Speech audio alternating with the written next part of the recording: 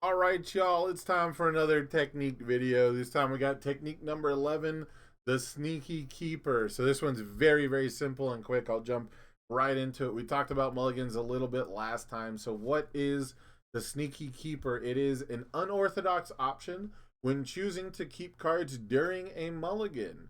It's primarily for holding cards we don't want to check. So bad checks, cards we don't want to check are ones that we can't check if they're in our hand. So it's not to be confused with techniques 45 and 46, as those pertain to cards you must have in a matchup and or cards you would prefer are in your discard pile. How to use a sneaky keeper is very, very simple. The sneaky keeper refers to a very simple technique where the player chooses to keep a 2-check or a 1-check in their opening hand rather than shuffling it into their deck for a mulligan. This seems very obvious when it's explained to you, right? But this is something I kind of discovered on my own. It took me years to realize I should do it for explicitly this purpose.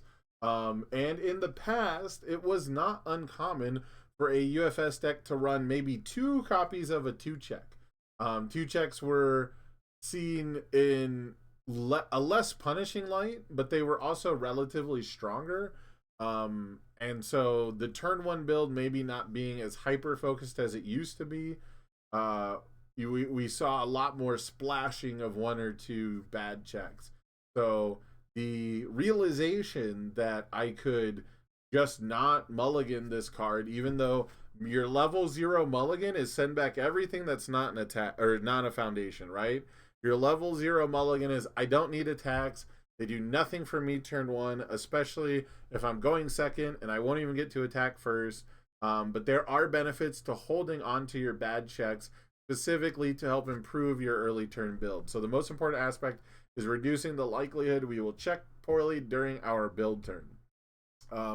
When to use the sneaky keeper then should seem pretty obvious. When your opening hand has a curve that can build 4+ foundations, but requires checking a 3+ multiple times.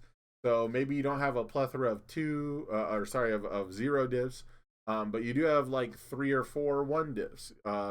If you have only a singular 0 and it's got to go in the middle, right? But you have the ability to pass something on a 5 after it, but you'd rather play the 0 on a 3, right? There's a lot of I should have come up with better visuals for this one, but yeah, when you have 4+ foundations that you can build, but to do so would require checking a 3 instead of a 2, it's probably better to keep one of those 2 checks in your opening hand. If you only have 1 or 2 bad checks in the deck, this is going back to like the old school style when we would play 2 copies of a singular 2-check because they were strong enough that we only needed to play it once to win the game.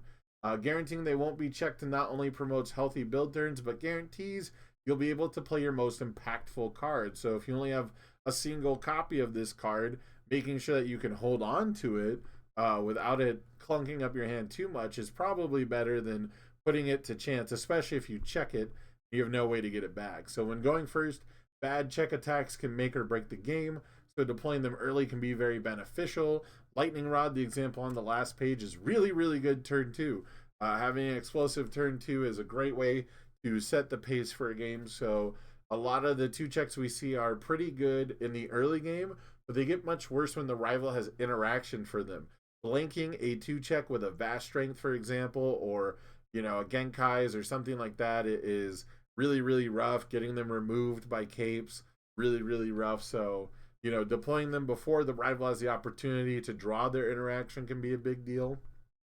When your hand is full of high difficulty, but also massively impactful foundations. So we don't see it too often right now, but there are some decks that play 3 diffs with 2 checks, right? And just increasing the chance that you can open with a 3 diff can be the difference between having a dominating game and a game where you are just barely in it. The little differences on early build turns really do set the precedent for the rest of the game. So being able to play a high impact foundation and feel good about it early is something you want to do. And if you're playing 3 diffs, I already said this. Yeah, if you're playing 3 diffs alongside 2 checks, locating the bad checks earlier can help you gamble on getting a good start. So it's all in the same idea, right? Your impactful foundations. Maybe you have a lot of 2 diffs. Maybe you've got vast strength. and you've got an incredible display, and you've got two checks like Dragon Impact. And so we saw Ryukyu decks kind of waffle on playing their two checks. Well, a lot of them played one singular Dragon Impact. If that's in our opening hand, we can just choose not to mulligan that, and now all of a sudden we can play these high impact two diffs and not worry about it.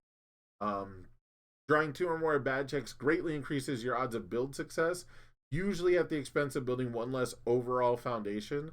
So if you draw these cards in your opening hand, you know, you've got 2 out of your 4 bad checks, and you've got 4 foundations that you can pass.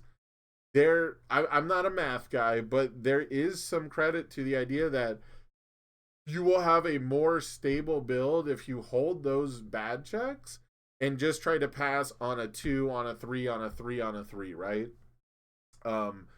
There's a lot of math that can go into this game, and a lot of the focus on turn 1 builds is because it's one of the few things that we can really optimize. It's one of the few points where you can really look at the math and, you know, come up with concrete answers and things like that. So it's going to differ from deck to deck. But if you have a hand that is 2 checks and 4 foundations that can all be passed on 3s, 3s or better, you know, it might behoove you to just take a subpar build, or even if it's not a subpar build, you know, but we're not getting a build 5 or 6, but, you know, getting like a solid build 4, and again, while having those impactful 2 checks, especially going first, might be the way to play. I've seen a lot of new players just go, well, this is an attack, I will send it away, even if it's the only attack in their hand. You know, they've got a solid 5 build, and they're just spinning away an attack just to have the opportunity to check it. So turn 1 build, very, very important. So when not to use the Sneaky Keeper. Simply put, when your hand is so bad you need all the mulligan you can get. This is not a problem I see for newer players, but now that I've told you to do the Sneaky Keeper, it might become one. So you have to evaluate. Don't send it or don't keep it every time. You know, don't keep it. There are some hands where it's so bad going second, I take all but the bad check, right? If I'm mulliganing 6 cards, I might hold on to just the bad check. That has happened once or twice, but that bad check was explicitly a lightning rod for a matchup where I needed the -4 damage, right? So that doesn't really count. That doesn't count as a Sneaky Keeper because I wasn't doing it with the intention of not checking the 2 check. I was doing that, that's a technique 46 where it's a card that I needed for the matchup. So simply put, when your hand is so bad you need all the mulligan you can get, don't be afraid to send it back. If you're playing more than 4 bad checks, it probably doesn't change enough of the expected outcome to hold on to a single bad check. If you could check poorly 7 more times, the 8th time probably not going to do you in, and it sounds like your deck is built to play around the 2 anyways. So you might as well send it back for a better build. When the bad check requires lots of investment or resources, and your deck has no desire to review it into the discard pile. So this is one where if your 2 check is an EX powerful move, or is a deadlock threat, or, you know, whatever it could be. I think the 1 check, the 7 damage 1 check that clears the card pool, Heroic Clash, that's the one. It requires momentum, and it requires you to have a good string hand, and, you know, it's usually a combo focused thing. That is, despite the excellent Omni Block option on it, it's probably not one that you actually want to hold in your opening hand too often, outside of the Sneaky Keeper, where it's specifically to avoid checking it, right? When your rival's playing unexpected outcomes on turn 2, I'm looking at all the Smiling Titans out there. I'm looking at all the Anasas out there, all the League Invitation decks that absolutely will watch you hold 1 card, play a 9 diff on turn 2, commit everything they built if they check a 4, and absolutely smoke you for doing so. So gotta be heads up, watch out for unexpected outcomes. And then when you have lots of 0 diffs in your opening hand, I've had hands where I thought the Sneaky Keeper was like my immediate, oh, okay, I've got 1 bad check, don't throw that back, you know, let me get this build. But when I have a lot of 0 diffs in my bad check deck, I don't want to send the zeros back most of the time, but I also want to get additional foundations with better text. So a lot of times the option select will be to review the bad check, keep the guaranteed 0 disc, because 4 zeros is, guaranteed on a 0, 1, 2, 3, right? So it's it's not until you get to the last one where you might check bad enough, and you'd almost always rather go 2, 1, 2, 2, or 2, 1, 2, 2, 3, right? So when you have lots of zeros because you're already playing around the bad checks, again, your deck probably is built for it, so you might as well send it back. I hope this helps. It's a very simple idea, very short one today. This is just something that I had to have this epiphany like 7 years, longer than that. I don't know, like 10 years ago. And I figured I can just say this on a YouTube video and it might help someone out there who's never even thought of it. So again, it's a very simple idea. It's not the most impactful technique out there, but it is something to consider if you are playing Q check. So hopefully this helps. Make sure you guys like and subscribe.